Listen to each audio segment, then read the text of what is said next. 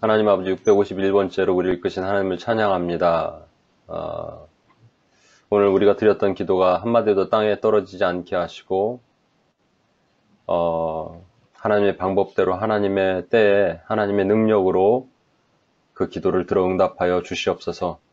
오늘도 우리가 나누는 이 시간에 부족한 자가 말씀을 증거할 때 성령께서 교통하시고 역사하시는 은혜를 우리가 볼 수 있도록 주여 도와주시옵소서. 우리 원하신 예수님의 이름으로 기도합니다. 아멘. 우리 그 노트를 갖고 오셨나요? 안 갖고 오신 분들은 좀 나눠주시면 지난주에 혹시 못 드린 분들이 있으니까 나눠주셔도 좋을 것 같고. 네. 지난주에 받았는데 또 달라 그러는 분 있으면 안 되고.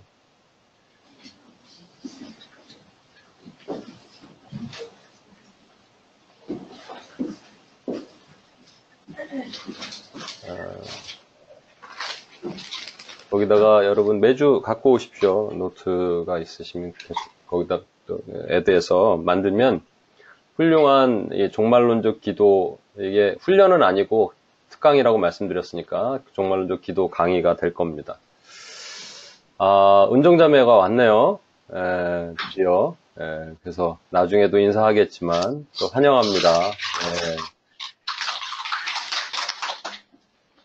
이렇게 좀 그 믿음의 공동체는 참 멋있는 것 같아요. 뉴욕은 그래도 원계 형제를 잘 아니까 기도하고 그러는데 뉴패스 코리아 분들은 또 알지도 못하는데 막 지금 같이 기도하고 그랬던 참 감사합니다. 저 원계 형제가 감기 걸리면 안 돼요. 그래서 우린 이 믿음의 이 공동체 안에 말이죠. 이게 감기가 이게 막이랑 똑같더라고요. 이게 한 명 걸리면 증상이 똑같아. 모든 게 싫고 막 귀찮고 막 콧물도 질질 나오고 말이야. 열도 나고. 뜨거움이 있어야 되는데 가짜 뜨거움이 있고 막 그래서. 오늘은 지난주에 이어서 종말론적 기도 파트 2를 드리는데 finishing the task라는 말, 사명 완수라는 것을 여러분과 나누고자 합니다. 사실은 이번 주를 그냥 건너뛰고 다음 주를 하려고 그랬는데, 왜냐하면 어저께 두리아나 탈북자 아이들과 함께하는 기도의 시간이기 때문에 여러분 오늘 북한 기도를 좀 많이 드린 거예요. 그런데 건너뛰면 안 될 것 같아서, 이것도 같은 맥락에서 매우 중요한 부분이니까 코가 간질간질하네요. 매우 중요한 부분이니까 우리가 기도 같이 나눠야겠다 생각이 들었습니다. 잠깐 리뷰를 할까요? 이게 어려운 얘기인데 제가 어려운 얘기를 쉽게 설명을 했는데 지난주에 안 오신 분들도 있으니까 간단한 거 간단하게, 예를 들어서 이게 이제 다니엘서에 있는 말씀이란 말이에요. 다니엘서 11장 31절 36절에 있는 말씀이에요. 군대는 그의 편에 서서 성소 곧 견고한 것을 더럽히며 매일 드리는 제사를 폐하고 멸망하게 하는 가증한 것을 세울 것이라. 그냥 다른 건 몰라도 하여튼 성소를 더럽히고 제사를 폐하고 멸망하게 가증한 것을 세울, 이런 것을 다니엘이 예언했고요. 그 뒤에 보면은 그 왕은 자기 마음대로 행하며 스스로 높여 모든 신보다 크다 하는 그런 왕이 나타날 것이다에 대한 해석을 이제 과거주의 해석으로 보면 과거에 일어났던 사건이다라고 보는 것이죠. 실제 과거에 일어났던 사건이기도 합니다. 이건 안티오쿠스 에피파네스가 BC 167년에 그 예루살렘의 성전을 더럽히고 유대인들에게 돼지고기를 먹이고 성전 안에 돼지 피를 뿌리고 했던 그런 참담한 사건이 있었습니다. 그런가 하면 이것을 과거에 있는 사건이 아니고 아직 일어나지 않은 사건에 대한 것이다. 그래서 적그리스도가 출현할 것인데 그 적그리스도가 그 예루살렘, 지금 이스라엘의 수도 예루살렘에 그 성전이 안 세워져 있죠. 거기 세울 수가 없죠. 왜냐하면 지금 그 모스크가 거기 있고요. 거기가 마호멧이 승천했다 그래갖고 제2의 성지가 되어 있거든요. 그걸 건드리면 큰일 나고 3차 세계대전이 일어납니다. 아무튼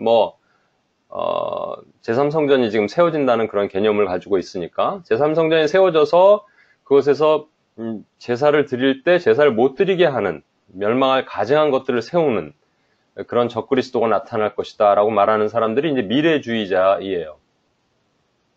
그런가 하면 이것은 어떤 특정 사건이 일어날 때마다 이게 진짜로 그 하나님의 교회를 박해하고 또 전쟁이 일어나는 왕 같은 사람들이 일어날 때마다, 예를 들어서 뭐 나폴레옹, 히틀러, 스탈린, 또 뭐 김일성 뭐 이렇게 일어날 때마다 전 역사 가운데 일어난 일이다라고 해석하는 방법이 있습니다. 그런가 하면 이런 건 그런 뜻이 아니고 이게 거시적으로 좀 마크로스코프하게 보면 사실은 하나님의 여호와의 전쟁인데, 여호와께서 사단과 1대1 맞짱 뜬다는 얘기가 아니고 하나님이 어떤 특정한 것을 위해서 여호와께서 영적인 전쟁을 펼치고 계시는데 여호와의 전쟁을 보는 것이다. 이게 왕은 사실은 사단의 세력들을 의미하는 그런 의미고, 이 성소 이런 것들은 전부 하나님의 교회를 의미하는 것이다 라는 것을 영적인 역사주의라고 보는 겁니다. 이거 요만큼만 보면은 여러분 이제 계시록 또 그러네. 참 이거 왜 이럴까요? 갑자기 안 그러다 그러는단 말이에요.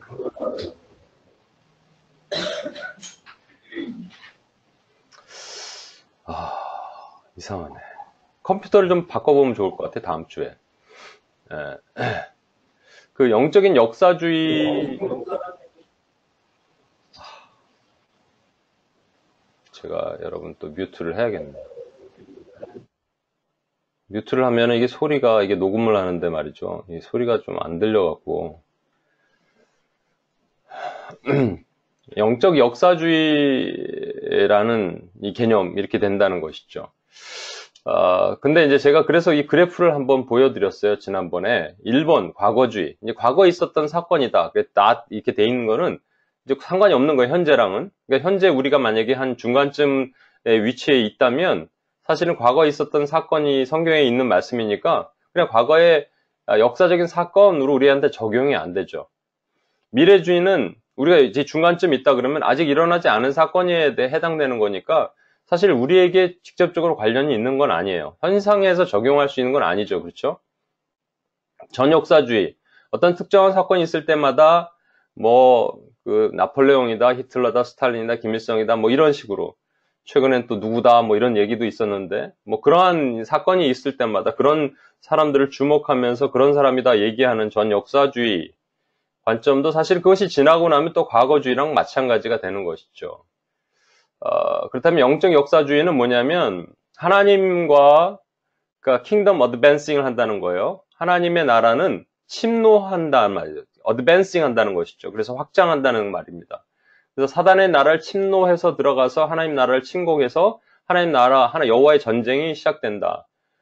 근데 그것이 되게 스테디 스테이트하게 눈에 보이는 큰 변화는 뭐 여러 가지 있겠지만 사실상 궁극적으로는 이렇게 리니어하게 간다라는 것이죠. 제가 보편적으로 말씀드리면 여러분 보편적으로 보면 4번에 해당되는 혹은 3번에 해당되는 1번은 주로 학자들의 그 관점이고요. 뭐 1번을 중점으로 가르치는 교회들도 있긴 있어요. 근데 그렇게 있을 거고요. 2번에 해당되는 교회들은 요즘 좀 많은 그런 관점으로 보는 교회들도 있습니다. 최근에 또 세대주의라 그래서 세대주의도 2번에 해당되고요. 근데 공교롭게 웬만한 이단들은 다 2번에 해당됩니다. 그래서 요 2번과 4번만 비교해 본다면, 2번과 4번만 비교해 본다면, 이제 저의 개념은 저는 이제 4번의 생각을 가지고 있지만, 이 4번이 문제가 뭐냐면요. 변화가 없기 때문에, 실질적으로 나타나는 어떤 현상과 이런 것들에 대해서 너무 둔감한 거죠. 잠자고 있는 것이죠. 그래서 저는 2번과 같은 미래주의자들은 되게 뜨겁게 기도하고 있습니다. 언제 주님 오실지 모르고 다가올 미래를 대비하라 이런 식으로 해갖고 기도하고 있거든요. 근데 4번에 대한 것은 특별하게 기도를 뜨겁게 안 해요. 오늘날 한국교회가 왜 이렇게 망가졌는가, 왜 기도하지 않는가 라는 것은 지금 영적 역사주의 관점을, 종말론적 관점을 제대로 해석하지 못해서 그렇다 저는 생각합니다. 그래서 사실은 제 생각에는 2번 위에다가 우리가 슬로프, 언제 꺾일지 모르는 것이죠. 언제 급격하게 꺾여서 올라갈지 모르는, 그러니까 임박한 심판의 삶은 매일매일 살아야 되는, 종말론적 삶을 살아야 되는 것, 그것을 영적인 종말주의라고 저는 표현을 하고 싶은 것이죠. 그래서 여러분 초대교회는요, 이게 이제 교회만에 있는 것이 아니라 교회 밖에도 세상 풍조의 영향을 많이 받아요, 교회가. 세상 풍조가 영지주의라는 것이 있었습니다. 영지주의라는 말은 뭐냐면요, 가만히 보니까 인간이 죽으면 영만 구원받는 것 같은 거예요. 우리가 영 얘기하잖아요. 스피릿이 지금 뭔지 모르면서 영만 구원받으니까 두 가지로 그냥 극단적으로 나눠지게 되겠죠. 사실 그게 스토아 학파와 에피쿠로스 학파라는 이 철학자들의 영향을 받은 거예요. 바울이 2차 전도 여행 때 아테네에 가고 그 종교심이 너희들 많도다 하는 거 아테네 가서 보니까는 거기 있는 길거리 아고라 광장에 가고요. 스토아 학파, 에피쿠로스 학파랑 쟁론을 벌인다고 돼 있습니다.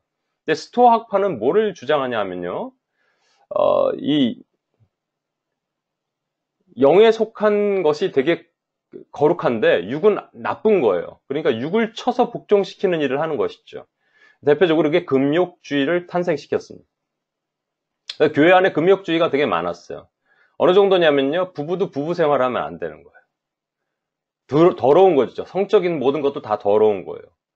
그리고 교회 안의 생활만 거룩한 거예요. 그러니까 공동체 생활을 다 하는 거죠. 그래서 이단들이 탄생하기 시작했습니다. 그런 이단들이. 그런가 하면 에피쿠로스의 영향을 받은 것은요. 히더니즘이라고 그러죠. 쾌락주의예요. 그래서 육이 어차피 더러워질 육인데 마음대로 해라라는 것이죠. 이게 마귀는요. 좌로나 우로나 이렇게 치우치게 만듭니다. 금욕주의에 빠지기도 하고 또 쾌락주의에 빠지기도 하고 그래서 스토아 학파에서 에피쿠로스로 갈아타는 사람이 많았고 에피쿠로스에서 스토아 학파로 갈아타는 사람들이 되게 많았대요. 근데 그 초대교회의 영지주의가 침투했기 때문에 초대교회 안에서도 이런 현상이 나타났는데 지난주에 잠깐 봤던 것처럼 실제 이런 일들이 일어났어요. 무슨 얘기냐면 한쪽에서는 호들갑을 떨고 한쪽에서는 무관심하는 것이죠. 제가 호들갑을 떨었던 쪽이 주로 미래주의, 아까 말한 것이 곧 무슨 일이 일어날 것이다. 그래서 나타난 것들이 이런 사건들입니다. 1992년 10월 28일 이장님이 교주가 된 그런 그 MBC, KBS 이런 데서요. TV 막 촬영하고 그랬어요. 그때 저는 기억하거든요. 92년 10월 28일에 주님 오신다 그래서 12시.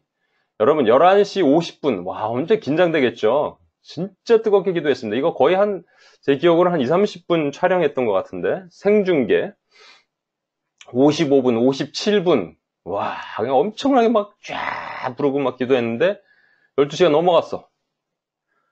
아무 일이 일어나지 않자 사람들이 막 당황하기 시작하죠. 여러분 이단은 절대로 안 없어집니다. 이단에서 나오는 사람들은요 되게 순진하고 죄송한 표현입니다만 조금 덜 배운 분들이 잘 나온대요. 그런데 이른바 똑똑하다 그러는 분들은 잘 못 나온다는 거예요. 왜냐하면 자기의 틀림을 인정하기 싫은 거죠. 못 나오는 거예요. 이런 일이 있었어요. 하여튼 이런 호들갑을 떠는 일들이 있는 거죠. 미래주의자들이. 그런가 하면 아까 리니어하게 가는 거 그것이 무관심한 거죠. 오늘날 교회의 모든 모습들인 것 같아요. 그래서 마지막 때는 주님께서 노아의 때와 같으니 사람들이 시집가고 장가가고 먹고 마시고 즐기고 무관심한 거예요. 종말에 대한 관심이 없는 거예요.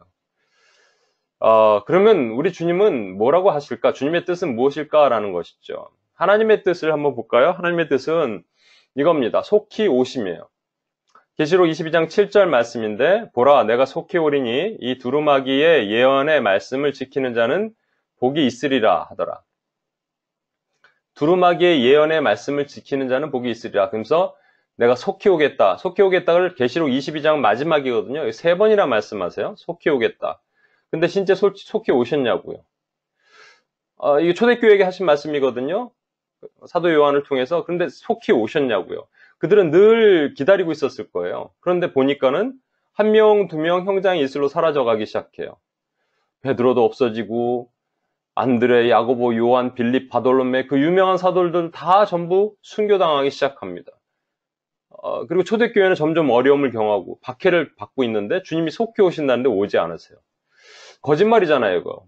그러니까 사람들이 베드로 후서 3장 9절에 보면 주의 약속은 어떤 이들이 더디다고 생각하는 참 더디다.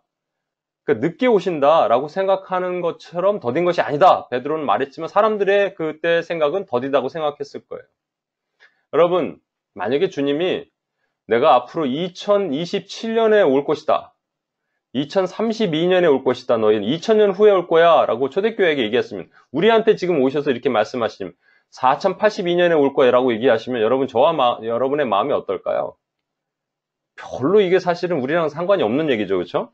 종말에 대한 얘기. 우리 죽고 나서 무슨 하나님의 뜻이 이루어지는 거잖아요. 사실은.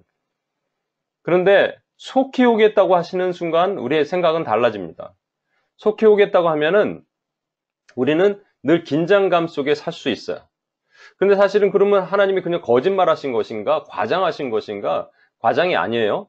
여기 보면은 베드로후서 3장 9절인 말씀 전에 3장 8절에 베드로가 놀라운 체험을 합니다. 사실 지각이 열리는 거예요. 하나님께서 그 뇌를 열어주시는 것이죠. 그래서 깨달음을 얻는데 뭐라고 얘기하냐면 하나님의 시간은 다르구나. 인간의 시간과 1000년이 하루 같고 하루가 1000년 같구나. 무슨 얘기냐면 하나님의 시간은 인간의 시간과 다르다. 인간의 시간은 크로노스라고 해서 째깍 흘러간다 하지만 하나님의 시간은 제가 자주 말씀드리지만 컵 위에 물이 차는 것처럼 차는 겁니다. 예수님도 내 때가 아직 차지 않았다라고 말씀하셨거든요. 그걸 카이로스라 그래요.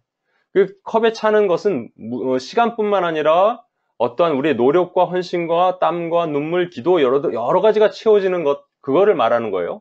그것이 꽉 차면 그때 속히 오시겠다라고 말씀하시는 거예요. 그 찬 시간을 넘기지 않겠다라고 말씀하시는 것이 이 속히의 개념입니다. 그런데 아직 더디잖아요. 아직 안 오시잖아요. 그럼에도 불구하고. 그러면 그 물이 차지 않았다는 뜻이거든요. 왜 물이 채우지 않으셨을까요, 사실? 그 이유는 베드로가 분명히 얘기하고 있어요. 보세요. 주의 약속은 어떤 이들이 더디다고 생각하는 것 같이 더딘 것이 아니라 오직 주께서는 너희를 대하여 오래 참으사 아무도 멸망하지 아니하고 다 회개하게 이르기를 원하시느니라. 뭐예요? 무슨 뜻이에요? 하나님께서 더디 오신 것은 구원받기로 작정된, 영생을 얻기로 작정된 자들이 회개하고 구원받도록 하시기 위해서 하나님의 시간을 늦추고 계신 거예요. 이걸 오래 참으시는 하나님이라고 표현하고 있는 겁니다. 여러분, 그렇다면 하나님이 구원받기로 작정된 백성들을 구원하시기 위해서 하나님의 시간을 늦추신다면, 아니라면 이런 거 되잖아요. 하나님이 약정하신, 태초부터 예정하신 하나님의 백성들을 동시대에 탁 태어나게 하시면 되잖아요. 100만 명 태어나라. 그리고 100만 명 다 이제 20살 되면 다 데려가고 이제 세상을 끝내리라. 그렇게 하면 되는데 하나님 그렇게 하지 않으신다는 거예요. 그 시간은 하나님에 속해 있기 때문에. 그렇다면 그들을 구원할 것도 하나님의 계획에 있는데 하나님이 혼자 구원하시지 않는 거예요. 하나님은 분명히 하나님의 백성들을 통해서 그 일을 마무리하기를 원하시는 것이죠. 그게 finishing the task예요. 사명 완수라는 것이죠. 그러니까 종말론적 삶이라는 것은 사실 우리의 사명 완수와 함께 가는 겁니다. 마태복음 24장 14절 말씀, 이 천국 복음이 모든 민족에게 증언되기 위하여 온 세상에 전파되리니 그제야 끝이 오리라. 예수님께서 끝 얘기를 하셨어요. 사실 예수님은 지난주에 말씀드렸지만 예수님은 마지막 때를 아무도 모른다 그러셨어요. 천사도 모르고 인자, 예수님도 모르고 아버지 하나님만 아신다 그러셨어요. 제가 지난주에 말씀드렸죠. 제가 신학교 다닐 때 어떤 교수님이 성자 예수님도 하나님이시지만 마치 봉투 안에 성부 하나님께서 마지막 날에 날짜를 적어 놓으셔서 예수님께 드렸어요. 근데 예수님이 성자 하나님으로서 열어보실 수도 있지만 열어보시지 않기로 작정하신, 그래서 아버지께 모든 걸 위임하기로 작정하셨다. 참 멋진 표현인 것 같아요. 그러니까 예수님도 몰라요. 아무도 몰라요. 마지막 때는. 그러나 그제야 끝이 오리라 그랬기 때문에 뭐가 완수가 돼야지 끝이 온다는 걸 알 수가 있겠죠. 뭐냐면 이 천국 복음이 모든 민족에게 증언돼야 된대요. 이 모든 민족은 영어로 all nations라고 얘기합니다. all nations. 그런데 이거를 존 파이퍼가 이거를 이제 해석을 하니까 ethnos라고 우리가 얘기하는데 민족이 이제 민족들을 읽으면은 이게 이제 복수가 되겠죠. 근데 ethnos라는 게 헬라어가 사실은 요즘 선교학적으로 보면은 people 그룹이라는 말이 있습니다. people 그룹이 뭐냐면요.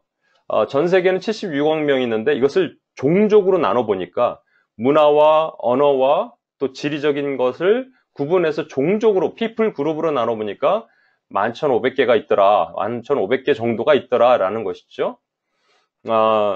그래서 그 종족에게 다 복음을 전하면 종족의 복음을 전하면 그때 주님이 오신다. 그때 끝이 온다. 이렇게 해석을 하는 선교학적 관점이 있습니다.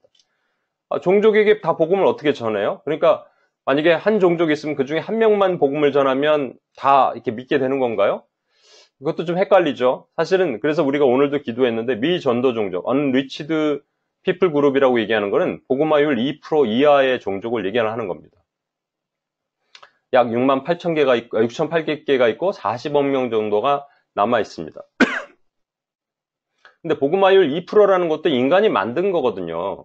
성교학적인 관점에서 복음화율 2%면 미전도 종족으로 보겠다 이렇게 말하는 거거든요. 근데 여러분 프랑스가 지금 2%가 안 됩니다. 프랑스도 미전도 종족이에요. 물론 일본은 0.3%니까 당연히 미전도 종족이고요. 한국의 청소년 복음화율이 3.3%예요. 그런데 한국의 아동 복음화율이 1% 정도 된다고 얘기합니다. 그럼 한국도 지금 앞으로 20, 30년 후면 미전도 종족이 돼요. 아니면 어린아이들은 미전도 종족이에요. 그럼 어떻게 되는 거예요? 한국은 지금 이미 구원받은 교회, 나라라고 이렇게 막 이렇게 그 그래프 같은 거 보면 돼 있는데, 미전도 종족이잖아요, 사실은. 미접촉 종족은 더 심하죠? 미접촉 종족은 교회 개척이 전무한 것이 한 3,000개 남아있다. 그래서 어떤 분들은 이 미접촉 종족을 3,000개를 빨리 이렇게 까나기 시작하면 주님이 오신다라는 것이죠. 3,000개가 300개가 되고 300개가 30개가 되고 30개가 막 3개가 남았을 때 와 주여 주님의 때가 오십니다 막 그러고 정말 이제 3종족 남았습니다 이럴까요? 그럼 주님의 때를 우리가 알 수 있다면 우리는 이단이에요. 이게 사실은 이 피플 그룹, 이 모든 민족이 피플 그룹일지 또는 뭘지 모르지만 근데 모든 민족에게 특히 이 미전도 종족 같은데 복음을 전하러 나가는 건 꼭 필요합니다. 근데 요즘은요, 나중에도 말씀드리겠지만 선교를 안 나가요. 그러니까 은퇴 선교사들이, 은퇴 목사들이 선교하는 일들이, 그 실버 선교라 그러죠. 그런 일들이 많이 일어나고 있지만 젊은 세대는 선교를 잘 안 나갑니다. 제가 2016년이죠. 우리 그 LA에서 하는 선교 컨퍼런스에서 말씀드렸잖아요. 한 800명 정도 선교사님 모이는데 청년들은 거의 없었습니다. 코스타에서 목요일마다 선교 콜링을 하면 청년들이 200명씩, 300명씩 일어나던 때 선교 콜링을 안 해요. 왜냐하면 더 이상 일어나지 않기 때문에. 하지만 이것도 매우 중요합니다만 아까 모든 민족에게 복음이 증언된다 할 때 모든 민족은 사실은 여기서 2% 이상의 종족 또는 뭐 미접촉 종족 이런 종족을 얘기를 하는 것이 아니고요. 하나님이 구원하시기로 작정한 영생을 주기로 작정한 하나님의 백성을 얘기를 하는 겁니다. 그러니까 누군지 몰라요, 우리는. 그게 문제인 것이죠. 그렇지만 분명히 이 사명을 감당해야 될 의무는 우리에게 있는 겁니다. 여러분, 그래서 종말론적 삶이라는 것은 주님은 내일 당장 오실 수 있다라는 생각으로 오늘의 선교적 삶을 살아가는 것이에요. 그렇다면 전제가 있죠. 주님은 내일 오실 수 있습니다. 그렇죠? 그러니까 내일 오실 수 있어야 돼요. 내일 오실 수 없다라고 얘기하는, 아니 5분 후에라도 오실 수 있다라고 말하지 못하는 것은 우리 뭔가 잘못된 종말론적 삶을 사는 겁니다. 그런데 문제는 한 가지가 있는 거예요. 무슨 문제냐면요. 남겨진 과제가 있거든요. 아까 말했잖아요. 하나님께서 구원하기로 작정한 영혼들을 구원하지 않으시고 그냥 오실 수 있을까? 그러니까 누가 구원할지 모르니까 내일 오실 수도 있어. 그렇지만 좀 거시적인 관점에 보면 remaining task가 있거든요. 남겨진 과제가 있거든요. 대표적으로 남겨진 과제가 지금 이 대한민국의 문제 아니겠습니까? 남북이 갈라져 있고요. 전 세계 유일한 분단 국가로 뭐 수단도 북수단, 남수단 하지만 그거랑은 차원이 틀려요. 그래서 사실 성경적인 것으로 어떤 분들은 이렇게 얘기합니다. 그 두 막대기가 합하여 연하여 하나 되게 하라. 이 두 막대기가 북한과 남한의 막대기다. 이렇게 보는 분들도 있어요. 사실 근데 이거는 그게 아니고요. 두 막대기가 어떤 분들은 북이스라엘과 남유다가 연합한다. 근데 북이스라엘은 BC 722년에 아수르의 침공에 의해서 10지파가 완전히 없어졌거든요. 세상에 흩어졌어요. 남유다도 사실은 흩어졌다가 여러분 그 브루클린에 있는 그 검은 털모자 쓰는 분들 있잖아요. 하시드 그 주이시 그분들은 사실은 그 폴란드랑 러시아 쪽에서 온 사람들이에요. 엄밀히 말하면 정통 유대인들도 아니에요. 그들이 정통을 주장하지만. 그러니까 사실은 이게 북이스라엘과 남유다가 두 막대기도 아니고요. 이 북한과 남한이 두 막대기라는 정확한 이게 이 말씀은 거기다 적용한다 이렇게 할 수도 없어요, 사실은. 그러나 이 정체불명의 이 말씀에 또 진리가 뭔가 잘 모르는 거지만 분명히 뭐 하나님의 뜻은 있는 거예요. 그러니까 연합이라는 뜻은 분명히 있는 겁니다. 그런가 하면 이런 말씀도 있어요. 내가 북쪽 군대를 너에게서 멀리 떠나게 하며 메마르고 적막한 땅으로 쫓아내리니 그 앞에 부대는 동해로 그 뒤에 부대는 서해로 들어갈 것이라. 상한 냄새가 일어나 있고 악취가 오르르니 이는 큰 일을 행하였음이니라 하시니라. 이걸 또 그 이스라엘에게 적용하시는 분들이 있어요. 여기서 북쪽 군대는 사실은 아수르와 바벨론 역사적으로 보면 그런 겁니다만 사실 북쪽 군대는 어둠의 권세들이겠죠. 사단의 군대겠죠. 그런데 재미난 것은 서해와 동해, 이스라엘은 서해와 동해가 없어요. 서해와 동해가 있는 나라는 이 한국이다. 이렇게 말하는 분들도 있습니다. 아무튼 잘 모르겠지만 한 가지 확실한 것은 여러분 혹시 주님이 내일 오실 수 있다라고 우리는 신앙적으로 믿고 가야 됩니다. 그러나 하나님께서 남과 북을 통일을 안 시키시고 그냥 오실까? 라는 생각도 우리는 할 수 있어요. 그렇죠? 그냥 오셨어요. 주님 통일 안 시키시고 그냥 오신 거예요? 통일도 통일인데 저 일본 보면은요. 복음만이 0.3%거든요. 나중에 설명드리겠습니다만 이거 내버려 두시고 그냥 오셨어. 주님 그냥 오신 거예요? 그냥 왔다. 이러면 우리가 할 말은 없죠. 그렇지만 주님께서 분명히 이걸 그냥 두시지 않을 것 같은 우리 생각이 들지 않아요? 약간 그렇죠. 아까 분명히 보셨잖아요. 모든 민족에게. 왜냐면 북한에 보면은 지하교회도 있고요. 구원받기로 작정한 영혼들이 복음을 받아들이지 못해서 못 들어가는 거잖아요. 우리가 들어가지 못해서 못 들어가는 거랑 복음을 받아들이지 못한 상황이 돼서 못 들어가는 거랑 좀 틀리잖아요. 그렇죠? 그래서 좀 한 가지만 더 보겠습니다. 이제 북한의 문제인데요. 이제 북한은 지금 이 엄청난 그 장막에 갇혀서 개방이 안 되고 있죠. 그걸 좀 알기 위해서 우리가 이 대한민국의 현실을 좀 봤으면 좋겠어요. 하나님이 그 아담에게 형벌을 가하십니다. 그리고 뭐라 그러시냐면 땅은 너로 말미암아 저주를 받고 너는 내 평생에 수고하여야 그 소산을 먹으리라. 종신토록 수고하여 소산을 먹으리라. 옛날 성경은 그렇게 되어 있는데요. 그러니까 뭐냐면 수고해야 된단 말이에요.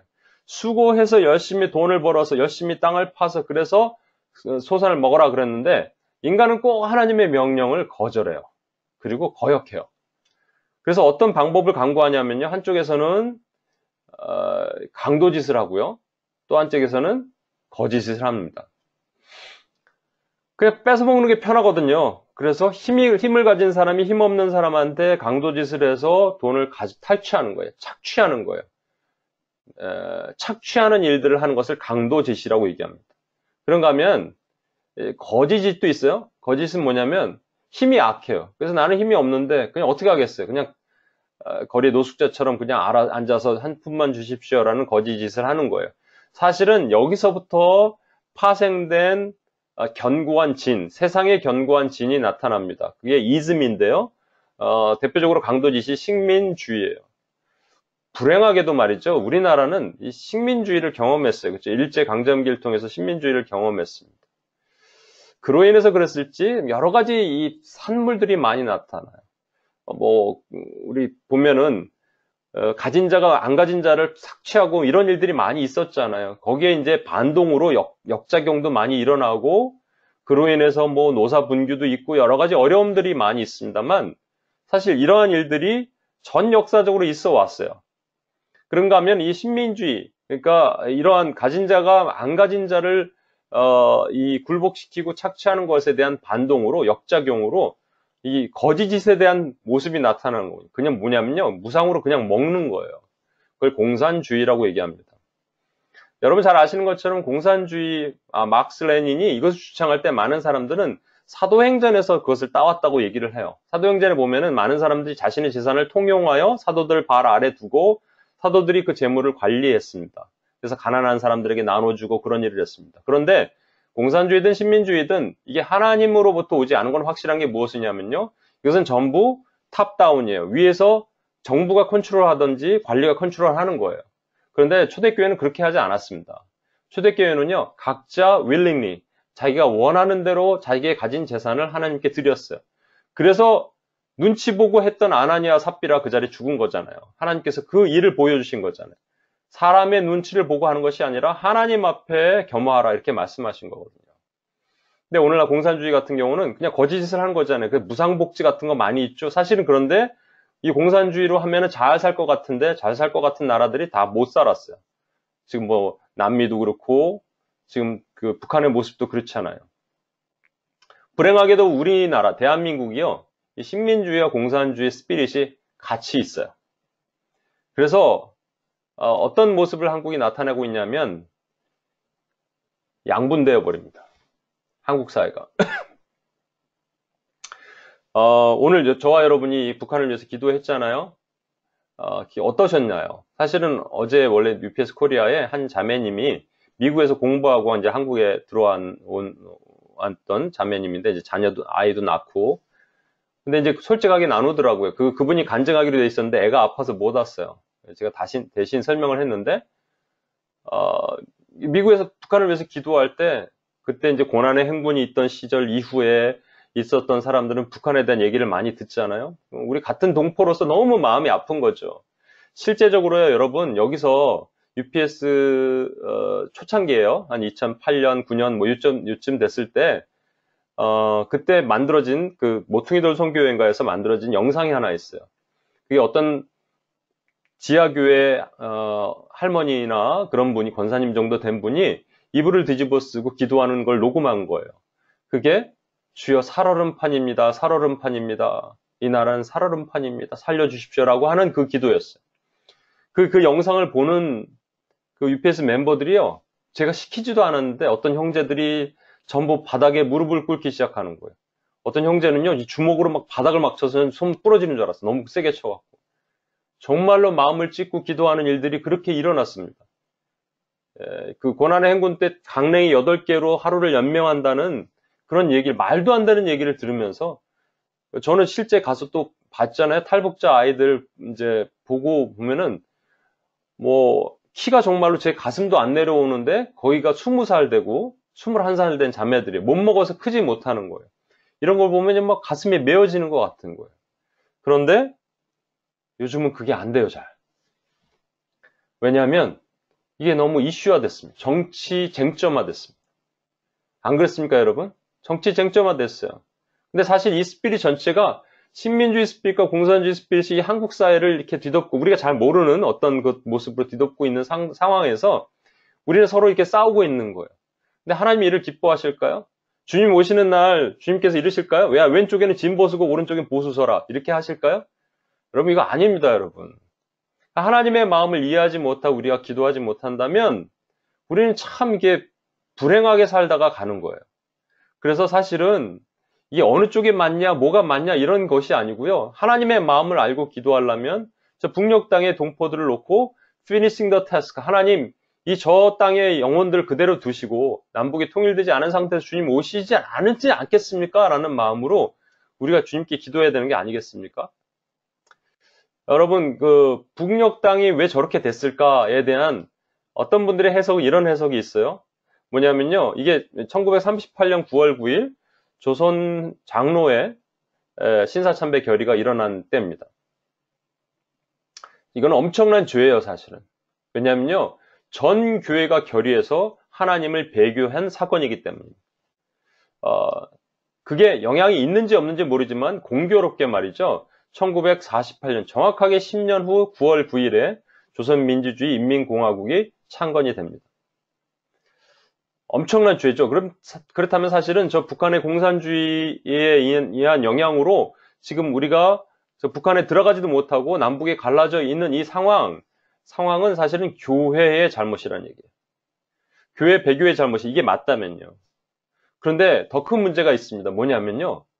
지금 이 신사참배를 한 것은 일회성 사건이죠. 물론 그 예로부터 몇 번 했지만 계속적으로.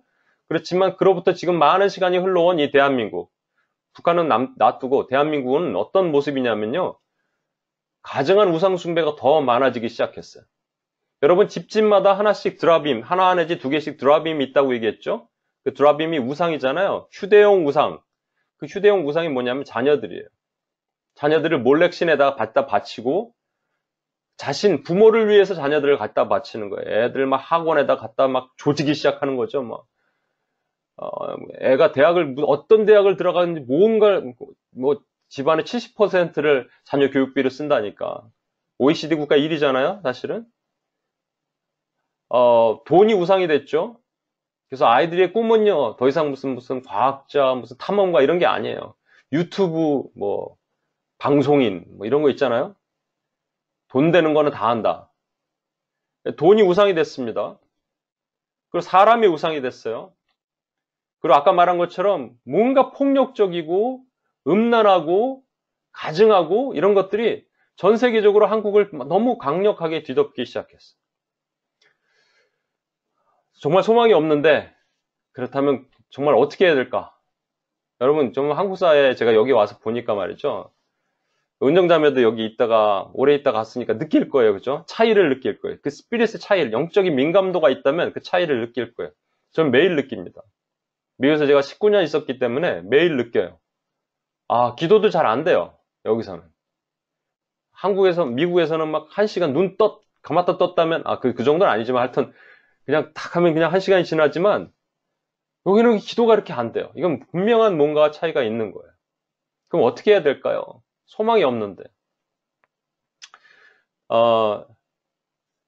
제가 영상을 하나 보여드리겠습니다.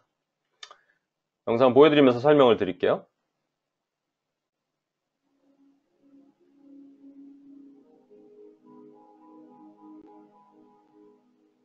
크리스찬티가 이 숫자가 계속 증가하면서 하얀색이 크리스찬티고요. 빨간색이 로만 엠파이어입니다. 기독교가 계속적으로 전파되고 있죠.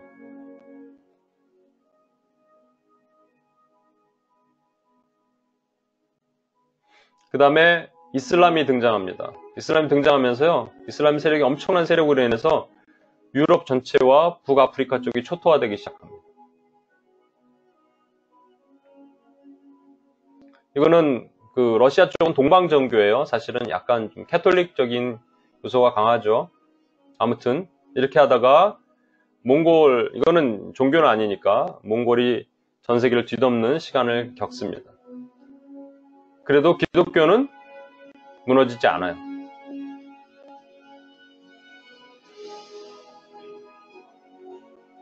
그리고요, 기독교가 대서양을 건넙니다.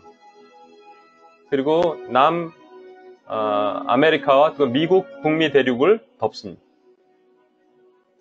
그리고 오른쪽에 보면 여기 태평양을 건너서 일본과 아시아와 오세아니아와 한국을 덮게 되죠. 우리는 지도를 볼 때 이렇게 보지만 말이죠. 사실은 지도를 볼 때 이런 관점으로 보면 조금 헷갈려요. 왜냐하면 태평양을 중심으로, 여기는 지금 유럽이 항상 중심이 돼 있는 지도거든요. 그래서 제가 태평양을 중심으로 있는 지도에서 한 부분을 한번 보여드릴게요. 이게 사실은 지도를 보여드리는 것이 아니고요. 지금 여기 그렇게 어떻게 흘러가는지를 제가 설명을 해드리겠습니다.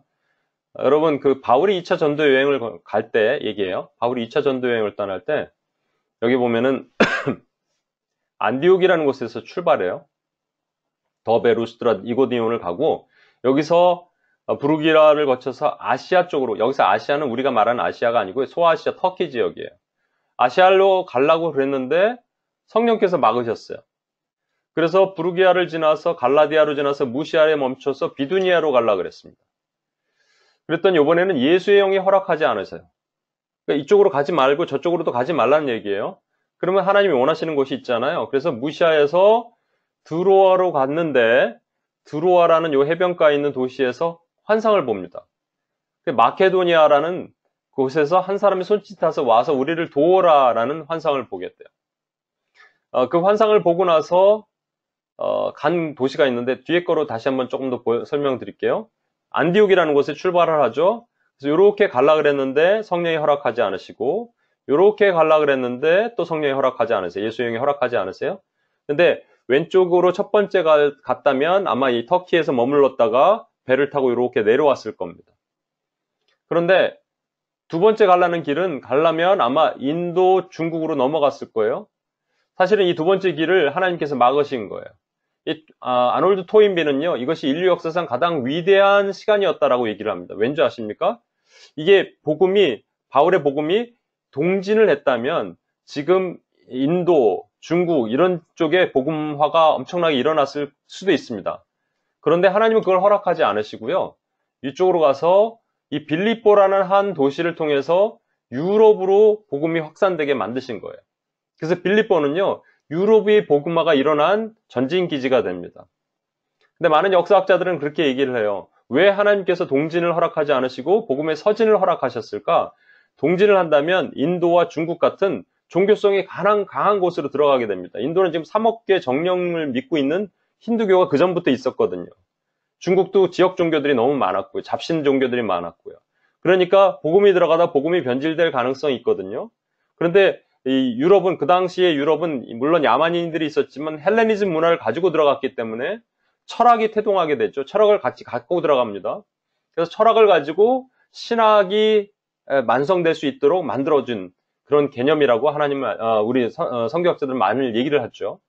그럼 이게 지도로 보면요. 지난번에도 한번 보여드렸지만 이렇게 빌립보에서 서진한 복음이 이 영국을 거쳐서 미국을 건너가죠.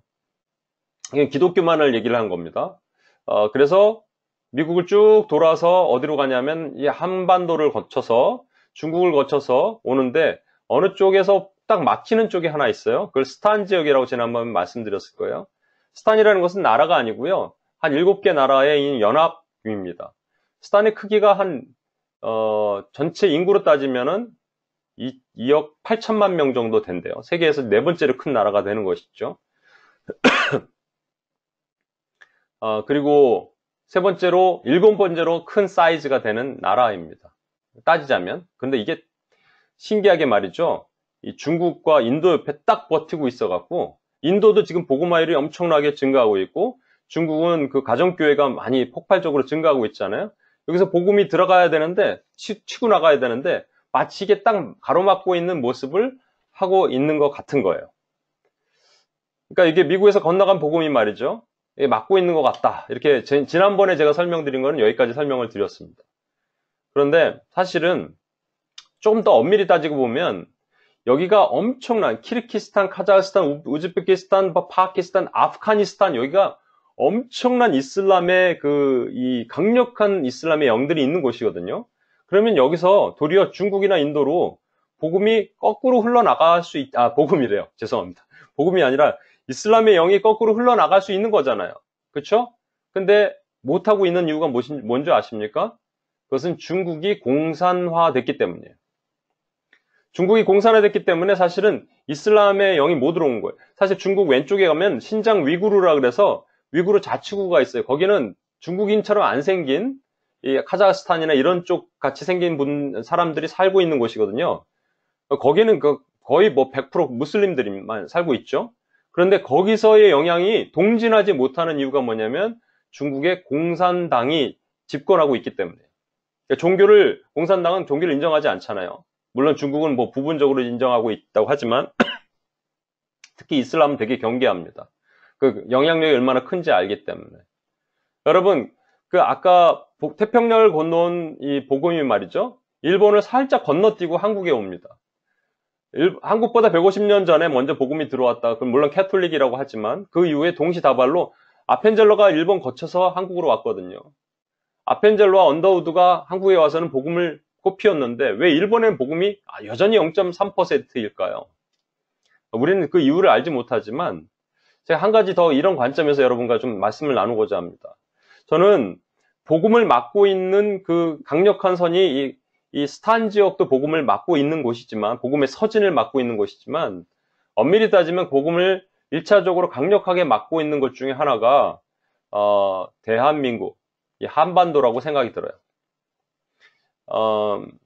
제 얘기가 틀렸을 수도 있어요. 근데 제 관점, 제가 기도하다가 하나님께 이 인사이트를 받고 하나님이 그걸 보게 하시고 어제도 제가 그 둘이 하나 있는 아이들한테 성교적 관점으로 아이들을 막 선포하고 영적으로 파송하고 그랬습니다.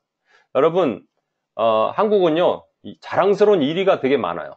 자살률 1위, 이혼 증가율 1위, 저출산율 1위, 낙태율 1위, 교통사망률 1위, 노인 빈곤율 1위, 가계부채 1위, 학업시간 1위, 사교육비 1위, 흡연율 1위. 지금 이게 한국 사회 모습이거든요. 동시에 또 1위, 2위는 뭐냐면요. 선교사 파송 2위. 그죠? 그 다음에 세계 교회 크기 사이즈 1위. 이런 것들 1위예요. 그러니까 하나님 나라의 관점도 1위가 많고, 그 다음에 악한 것들도 1위가 많습니다. 그럼 이 1위를 가져가게 하는 것, 그러니까 한국 사회를 디스트럭처 하는 것, 디크리에이션 하게 하는 것들을 사실 사단이 이걸 계획을 꾸미고 오랜 시간 작업을 했겠죠. 그래서 이 대한민국은요, 하나님이 주신 풍요와 부를 누렸지만 엄청나게 악한 것들로 많이 자리 잡고 있습니다. 그러니까 음란지수가 BBC가 조사한 바에 의하면 음란지수가 태국을 추월한 1위가 됐어요. 여기 음란지수는 안 나오지만 세계 음란지수 1위. 그러니까 음란하고요, 아주 폭력적이고요, 서로 미워하고요, 왕따 이런 건 일본을 이미 앞질렀어요. 너무 이 학교에 애들 보내기도 힘들어요. 그리고 서로 막 자살하고 이런 일들이 많아요. 죽음의 영, 사특한 영들이 많고요. 특히 여기는 안 나와 있는데 제가 벌써 한 2년 전이네요. 우리가 3년 됐네요. 홍대 앞에 가서 복음 전도하러 가고 그랬을 때, 리서치하러 갔을 때 보니까 막 이 타로점과 이게 젊은이들이 이런 미신적인 요소, 이게 TV나 이런 데서 엄청 많죠. 그게 친숙의 영이라고 얘기하는데요. 그러니까 영으로 따지면 친숙, 사특, 뭐 폭력, 미혹, 음란, 이게 대한민국을 가득 덮고 있어요, 지금도. 왜 하나님의 선교로 사용하신 엄청난 나라임에도 불구하고 이렇게 어떻게 공존할 수 있을까요, 여러분? 근데 저는 이런 생각을 해봤어요. 만약에 대한민국이 통일이 진작 됐어요. 그렇다면 지금보다 더 잘 살았을까? 엄청나게 잘 살았을 겁니다. 그렇다면 지금보다 더 하나님 앞에 더 강력하게 잘 사용됐을까? 그렇게는 생각하지 않습니다. 왜냐하면 지금보다 더 음란하고, 지금보다 더 폭력적이고, 지금보다 더 사특하고, 지금보다 더 폐역한 일을 벌었을 것이기 때문입니다. 뭐 이렇게 중국과도 교류한다고, 러시아도 교류한다고 그러고 철도도 깔고 여러 가지 일을 했을 거예요. 그렇죠? 사람들은 부유하면 부유할수록 하나님을 잊어버린단 말이죠. 어쩐 의미에서는 이 남과 북이 갈린 게 정말 치명적으로 우리에게는 너무나 슬픈 일이고 언제까지 이렇게 두실까 생각이 들지만 사실은 이것이 하나님의 계획 가운데 있다면 남쪽에서 올라가는 이 엄청난 이 물질화된 것들, 인본화된 것들, 종교화된 이 잘못된 영들이 못 올라가게 하나님께서 막고 계신 것이 아닌가라는 생각을 해보게 됐습니다. 일본은 어떤가요? 지난번에 나카지마 목사님 왔다 가셨을 때 제가 일본 갔다 왔을 때 그 목사님 얘기해 주시더라고요. 저는 기억도 잘 못했는데 일본에서 한 번도 그런 걸 경험한 적이 없어서 지금도 그 일본 목사님들이 우리를 기억하신대요. 저희가 일본 가서 한 게 뭐냐면 죄송하다고 절한 겁니다. 사과를 했어요. 왜 사과를 했냐면요. 우리가 당신들을 1만 달러트 탕감, 16조 탕감 받은 우리가 800만 원, 6,000불 안 갚았다고 하는 당신들을 목졸라서 옥졸에다 가둬버리고 감옥에 가둬버리고 갚기 전에 못 나온다고 해서 결국 한국 사회가 옥졸, 톨초링 하는 스피릿에 영향을 받도록 만들었습니다. 라고 얘기했습니다. 이거 여러 번 말씀드렸죠. 어쩌면 이 문제, 일본 문제도 우리가 해결을 해야 되는데 지금 상황에서는 절대로 해결 못해요. 제가 보니까는 지금 대한민국의 상황 가운데서는 이거 해결 못합니다. 그럼 어떻게 해결해야 되느냐? 남과 북이 통일이 돼야 돼요. 근데 지금 그냥 통일되면 어떨까요? 여러분, 어떤 형제가 있는데요. 탈북자 형제예요. 그 형제가 남한에 있는 한 자매를, 대한민국에 있는 자매를 교제하기 시작했어요. 근데 자매 부모가 그걸 알고 엄청 반대를 해서 결국은 헤어졌습니다. 뭐, 들은 얘기예요. 엄청 반대를 해서 헤어졌어요. 이유는 뭐냐면 탈북자. 그럼 여러분 지금 통일되면 어떨까요? 여러분 뭐 북한에 올라가고 뭐 내려오고 막 하겠죠? 잘 통일됐어요. 그러면 여러분이 평양에서 내려온 사람들이 한국의 기업에 이제 취직을 했습니다. 어디서 오셨어요? 평양에서 왔습니다. 예, 연봉 3분의 2만 드릴게요. 이런 일이 안 일어날까요, 여러분? 얼마든지 일어날 수 있습니다. 같은 사회 안에서도 우리가 이루고 있는데 어떤 지역 간에도 차이를 느끼는데 이걸 안 느낄까요, 여러분? 그러니까 이런 방법으로는 되는 게 아니에요, 여러분. 이거는 하나님의 방법이 아니라고 생각해요. 어떤 사람은 군사적인 방법, 어떤 사람은 정치적인 방법, 어떤 사람은 뭐 경제적인 방법으로 통일해야 된다고 했지만 이건 하나님이 하지 않으면 할 수 없는 일이라고 저는 생각합니다. 여러분, 이 말씀을 잘 들어보세요. 이 하나님께서 바벨론으로 이스라엘 백성들이 아주 패역하니까 바벨론으로 끌고 가셨거든요. 끌고 가셔서 바벨론 70년 동안 생활을 하게 하셨어요. 끌고 가시고 남은 땅이 있잖아요. 그 땅이 성경은 뭐라고 얘기하냐면 안식한다고 기록하고 있습니다. 레위기 26장 34절에 보면 이런 예언을 미리 하셨어요. 너희가 원수의 땅에 살 동안에 너희의 본토가 황무할 것이므로 땅이 안식을 누릴 것이라. 그때 땅이 안식을 누리리니. 그러니까 원수의 땅에 살 동안에 끌려갔어요. 그랬더니 남아있는 땅이 안식을 얻는다는 얘기예요.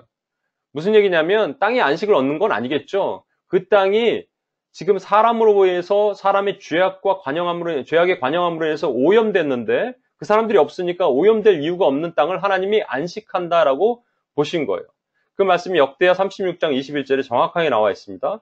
이에 토지가 황폐하여 땅이 안식년을 누림같이 안식까지 70년을 지냈으니 여호와께서 예레미야의 입으로 하신 말씀이 이루어졌느니라. 여러분, 우리 바벨론 포로로 끌려가면 그 고통스러운 것만 생각하지만 이것을 계획하시고 준비하신 하나님이 더 계획하신 더 크고 놀라운 비밀스러운 일을 우린 보지 못해요. 그게 뭐냐면 그 땅을 안식하게 하신 거예요. 아까 말씀드렸지만 한국 사회는요, 우상 숭배로 가득해요. 그랬고 이 남한 땅은요, 지금 온통 사특한 영이 가득해 있습니다. 북한은 어떨까요? 북한은 공산주의 영이 강하게 잡고 있어요. 공산주의 영은요, 폭력의 영, 미혹의 영, 뭐 또 사특의 영, 이런 것들이 있는 겁니다. 그런데 북한이요, 여러분, 물질을 숭배하고 막 물질주의에 만몬에 막 빠지고 물질주의에 빠져 있을까요? 그럴 수가 없어요, 여러분. 돈이 없으니까 그렇게 할 수도 없어요. 북한 사람들이 막 유튜브와 음란과 막 이런 뭐 미디어의 우상에 빠져 있을까요? 아니에요. TV도 딱 하나 나오는데 그럴 수도 없어요. 그럼 북한 사회에서 뭐 서로 경쟁하고 막 치고받고 싸우고 뭐 서로 1등 되려고 그럴까요? 아니요. 뭐 일부 엘리트가 그럴 수 있을지 모르지만 보편적으로는 그럴 기회조차 주어지지 않습니다. 북한 사회는 또요, 우리가 알지 못한 20만에서 40만 되는 지하 교인들이 있어요. 어쩌면 이 대한민국 사회보다 훨씬 깨끗하고 순결한 하나님의 안식이 주어지는 땅이 아닐까라는 생각이에요. 바벨론을 포로로 끌려갔는데 사실은 그 땅이 하나님 안식하신 곳이라면 하나님께서 저 북한에 우리가 통일을 시키실 때 공산주의 영을 걷어내셔야겠죠. 걷어내신다면요. 그리고 우리 다니엘 기도회 때 보니까 오륜교회 김문호 목사님이 저랑 비슷한 생각을 가지고 기도 인도를 하시더라고요. 고레스와 같은 왕이 일어난다. 고레스와 같은 왕이 일어나서 먼저 북한 사회가요, 거기서 부흥이 일어나야 됩니다. 아니면요, 남북 통일되면 큰일 나요, 여러분. 지금 그냥 되면. 일단 뭐 자본적인 문제도 그렇지만 한국 교회가 뭐 가서 큰 교회들이 가서 뭐 교회 짓겠죠, 건물 짓겠죠. 그럼 건물이지 교회는 아니란 말이에요. 그러니까 북한에 먼저 하나님의 엄청난 이 영적인 공격을 받더라도 지킬 수 있는 하나님의 부흥이 먼저 일어나야 된다. 저는 그렇게 생각합니다. 가나안 족속을 몰아내신 이유가 뭔지 아세요? 창세기 15장 16절 보세요. 아브라함에게 하신 말씀인데 내 자손은 4대 만에 이 땅에 돌아오리니 4대 만에 돌아온대요. 왜 3대 만에 돌아오면 안 되고 2대 만에 돌아오면 안 되나요? 하나님의 시간이 차야 되는데 그게 뭐냐면요, 그 땅에 아모리 족속의 죄악이 가득 차지 아니하였다는 거예요. 어떻게 보면 이 대한민국에 이 죄가 가득 차고 있는 것이 아닌가, 저는 그런 생각이 들어요. 레위기 18장 24, 25절. 너희는 이 모든 일로 스스로 더럽히지 말라. 내가 너희 앞에서 쫓아낸 이 족속들이 이 모든 일로 말미암아 더러워졌고 그 땅도 더러워졌으므로 내가 그 악으로 말미암아 벌하고 그 땅도 스스로 그 주민을 토하여 내느니라. 이 이스라엘 백성들이 하나님께서 출애굽시키실 때 고센 땅이라는 구별된 땅에 세우시고 그곳에서 뽑아내셔서 하나님 가나안 땅을 가나안 땅을 들어가서 그 땅에 잡고 있는 모든 죄악을 진멸하도록 하셨어요. 그 땅에 살고 있는 사람들이 우상 숭배와 음행하는 이 죄를 다 걷어내도록 하시는 일을 도구로 가나안의 이스라엘 백성들을 삼으셨다는 것이죠. 그렇다면 저는요, 지금 도대체 우리 아무리 생각해도 소망이 없어 보이는 이 대한민국의 이 현실, 아이들은 정말 학교를 보내기도 좀 두려운 상황이고, 돈이 막 아파트 귀신에 막 쫓아다녀서 사람들이요, 지금 아파트 혈안이 돼 있고, 여러분이 두고 온 조국이에요. 조국의 모습이에요. 정치적으로는 뭐 서로 싸우고 찢고 뜯고 싸우고 뭐 교회는 물질화, 인본화, 종교화 되어 가고 있고요. 그러니까 답이 없는 상황에서 하나님께서 뭘 하고 계시냐는 것이죠. 우리 기도를 들으시는가? 하나님 도대체 뭐 하고 계십니까? 할 때 어쩌면 하나님께서 고센 땅에 숨겨놓으신 하나님의 거룩한 백성을 통해서 이 땅을 치유하는 일을 사용하시지 않으실까? 저는 그 고센 땅의 백성들을 혹시 이것이 아닐까 생각이 들어요. 저는 이제 부흥이 있는 곳에 다시 부흥이 있다고 믿습니다. 여러분 아신 것처럼 평양 잔대양교회에 있는 그 자리가 지금은 평양 만수대가 됐습니다. 이건 분명히 우상이에요. 저는 뭐 김정은이 회개하고 죽게 돌아와서 스스로 이걸 무너뜨리면 제일 좋겠지만 그럴 가능성 별로 없어 보이고, 그럼 하나님 어떤 방법을 하셔야겠죠. 그래서 하나님이 이 시간 동안에 겉으로 보기에는 공산주의 영이 가득한 곳이지만 땅에 안식이 있다면 하나님 그 땅에 안식에 있는 백성들, 특히 이런 하나님의 백성들을 통해서 마지막에 다시 교회를 회복하시는 일이 있지 않을까라는 생각을 합니다. 그래서 저는 계속 말씀드리는 거예요. 북한에 부흥이 일어나야 돼요. 그래서 도리어 남한 쪽으로 그 스피릿이 내려와야 돼요.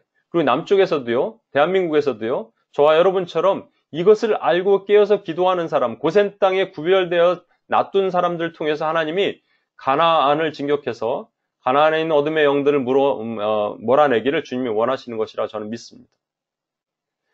종말론적 삶, 모든 민족에게 복음이 전해져야지 그제 끝이 오리라. 그제야 끝이 오리라고 말씀하셨는데 그 모든 민족이라는 것은 뭐 2% 복음화율 2% 정도 되는 미전도 종족을 얘기하는 것이 아니고요. 하나님이 구원하시기로 예정된, 구원하시기로 작정된 모든 백성들이에요. 그런데 주님은 그래서 내일 오실 수도 있어요. 우리는 그 구원하시기로 작정된 영혼들이 누군지 모르니까. 그럼에도 불구하고 우리가 꿈꾸는 거는 뭐냐면 하나님 저기 저 북녘 땅을 그대로 두시고 하나님 통일도 안 된 상태에서 그냥 오시렵니까? 하나님 저 일본 복음화율이 0.3%인 일본이 저 그대로 그냥 두시고 오시렵니까? 라고 우리가 기도하는 거죠. 그때 지금 철옹성적 같이 막혀있는 이 대한민국의 견고한 진들이 부서지고 말이죠. 통일되는 것 통해서 복음이 서진된 그 스피릿이 말이죠. 이 복음이 처음 시작됐던 빌립보로 향하여 다시 갈 때 하나님의 엄청난 부흥의 전 역사적인 교회 가운데 일어나지 않을까 그런 꿈을 꿔봅니다. 이것이 마지막 finishing the task가 돼야 된다고 저는 생각해요. 그래서 저와 여러분이 오늘도 기도하는 것이에요. 이런 관점으로 기도했으면 좋겠습니다.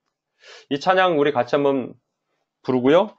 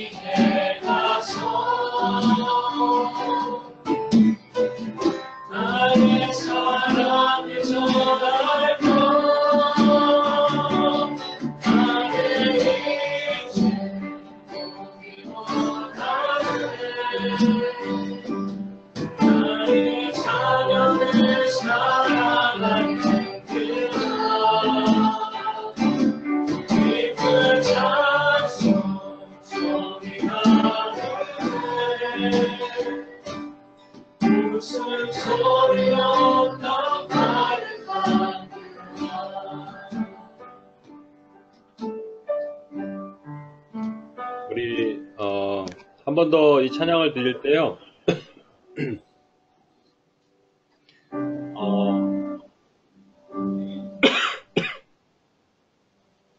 제가 아까 말씀드렸다시피 우리가 좀 회개하는 마음으로 찬양을 드렸으면 좋겠는데 자리에서 한번 일어나실까요? 자리에서 일어나셔서 이 찬양 한 번 더 드릴 때 저는요 예전에 이 북녘 땅에 있는 동포들을 생각하고 남과 북을 생각하면 아까 말했던 그 형제처럼 바닥에 무릎을 꿇고 바닥을 치면서 기도했던 그 형제처럼 정말로 막 마음을 찢는 마음으로 기도하고 흉렬한 회개가 그렇게 많이 나왔어요. 그런데 어느 때부턴가 제 안에 그러한 마음이 사라지기 시작했어요. 여러분도 오늘 기도할 때 그런 마음이 느껴졌어요? 이 찬양하는데 그런 고백이 느껴지십니까? 예전에 이 찬양도요 제대로 부르지도 못했어요. 한 1절 지나고 나면 눈물 콧물이 범벅돼서 부르지도 못했는데 이제 너무 밋밋해진 거죠. 이게 우리의 모습이 아닌가 생각이 듭니다. 우리 한 번만 더 이 찬양 드릴 때 하나님이 이 나라를 불쌍히 여기시고 북녘 땅의 영혼들을 불쌍히 여기시고 대한민국 하나님 불쌍히 여기시고 이 한반도를 불쌍히 여기시고 우리의 이 고백이 정말 하나님의 뜻이 되기를 원합니다 라는 고백으로 한번 올려드렸으면 좋겠습니다. 다시 한번 찬양하겠습니다.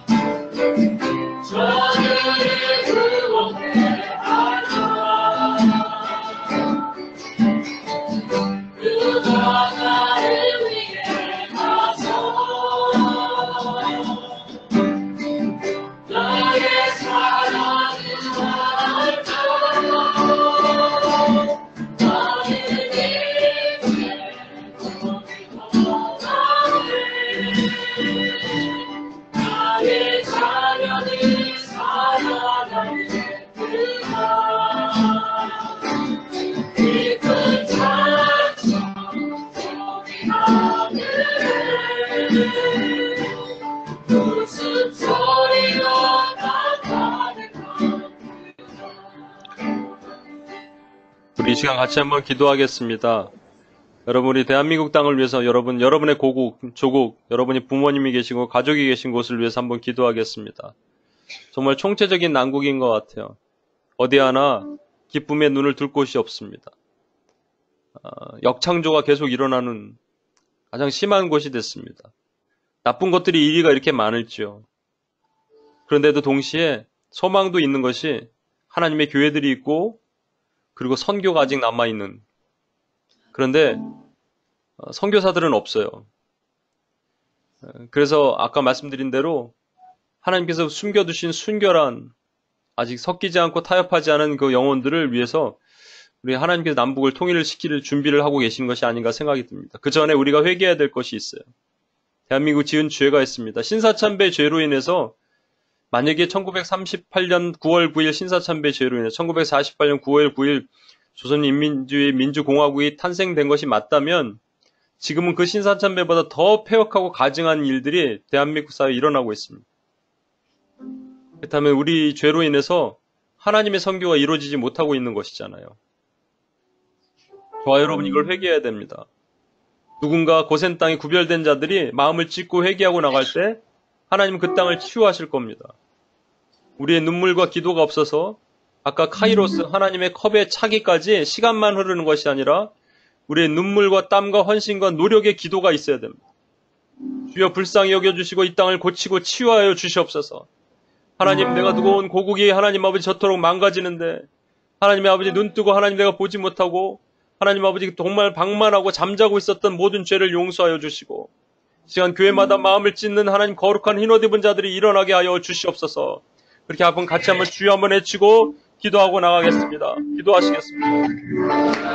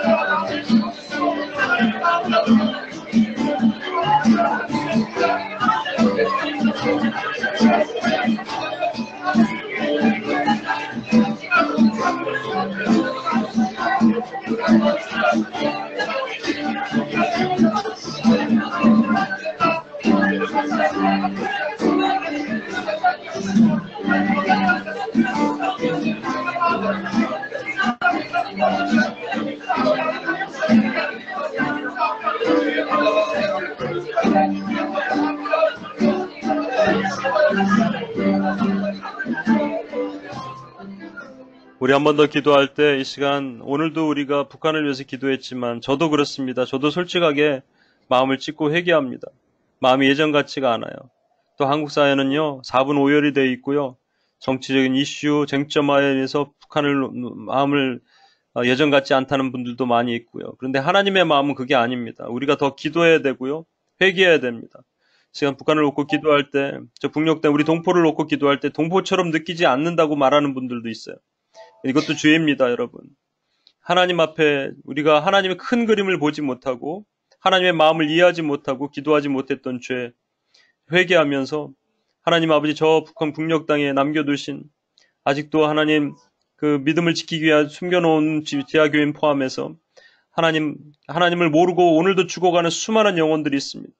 주님 불쌍히 여기시고 긍휼히 여기시고 하나님 저기 철옹성 같은 사단의 견고한 진들을 파하시고 하나님의 방법으로 하나님의 거룩한 하나님 통일이 이루어지게 하시고 정치적인 방법, 경제의 군사적인 방법이 아니라 오직 복음으로만 통일이 일어나는 하나님 거룩한 은혜를 하나님 허락하여 주시고 이를 위해서 우리 마음이 먼저 열리게 하시고 기도할 수 있게 해달라고 주여 한번 외치고 회개하며 주님 앞에 나가겠습니다. 기도하시겠습니다.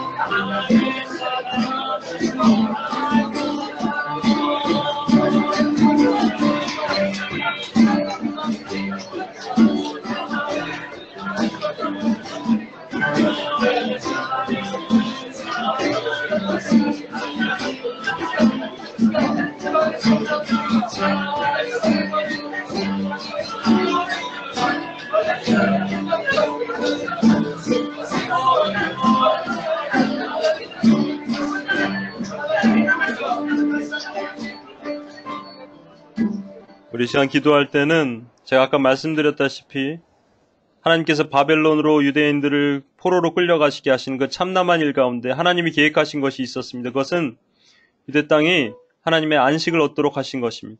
오염되지 않은 땅을 만드셔서 그것을 통해서 하나님의 거룩한 일을 이루신 겁니다. 우리는 지금 알지 못하지만 북한에 있는 그 하나님의 그 믿음을 짓고 올곧하게 지키는 타협되지 않고 혼합되지 않은 많은 영혼들이 있을 겁니다. 그곳에서 먼저 하나님의 거룩한 부흥이 일어나게 하나님께서 하시고 그 거룩한 영향력이 도리어 이 대한민국 땅을 치유하고 행진하는 일, 그래서 이 남북이 통일됨을 통해서 하나님의 거룩한 복음의 서진이 온전하게 일어나고 일본도 치유하고 중국도 치유하고 구석구석에 하나님의 그 강력이 선포되는 곳마다 하나님의 선교적 사명자들이 일어나고 선교가 죽어가고 있는 이 시대에 선교사들이 더 일어나게 해달라고 제가 어저께 그 두리아나 아이들, 탈북자 아이들한테도 그렇게 예언적으로 선포했어요. 너희들이 일어날 것이다. 너희들이 나갈 것이다. 아이들이 뜨겁게 아멘으로 화답했습니다. 여러분 이 시간 우리 한번 같이 한번 기도합시다. 하나님, 이 마지막 하나님 피니싱 더 태스크를 위해서 하나님 앞에 준비된 거룩한 하나님의 백성들이 일어나게 하시고 이 대한민국 땅도 통일됨을 통해서 온전히 하나님의 거룩으로 치유되게 하시고 하나님의 마지막 사명을 감당할 수 있게 해달라고 주여 한번 외치고 기도하며 나가겠습니다.